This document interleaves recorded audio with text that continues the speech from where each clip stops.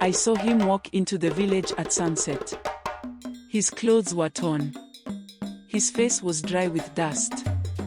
He looked like a ghost from the past. People gathered around, whispering.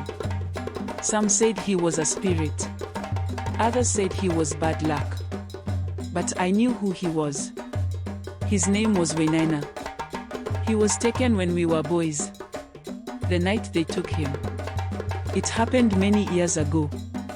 I still remember the smell of burning huts. The sound of screaming. The pounding of hooves. The raiders came just before dawn. They moved fast, like shadows, cutting through our village with sharp spears and sharper eyes. They did not take women or old men. They wanted cattle and boys. Wainaina was 12. We were hiding together when they found us. I crawled under my mother's granary. Wainaina tried to run. A man grabbed him by the arm. Wainaina kicked and shouted. The man laughed and threw him over his shoulder like a sack of maize. I covered my mouth, too scared to breathe. By the time the sun rose, they were gone. Wainaina was gone. We searched for him for days, but the raiders had vanished into the hills. A life among strangers. Now, he stood before us, older and taller. His skin was cracked from the sun. His hands were rough, like a man's. His eyes were not the eyes of the boy I once knew. People muttered. He looks like them. He carries their spear. Maybe he has come to spy. Then he spoke. I am Wainaina, he said. I have come home. A heavy silence filled the air. Even the wind seemed to stop. Then, he began his story. The years in captivity. The raiders had tied his hands and taken him far away, across rivers and hills. He cried for days, but no one listened. He refused to eat, so they beat him. But he did not die.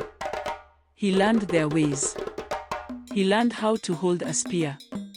How to track footprints in the dust. How to take cattle in the dead of night without being seen. At first, he hated them. Then, he stopped hating.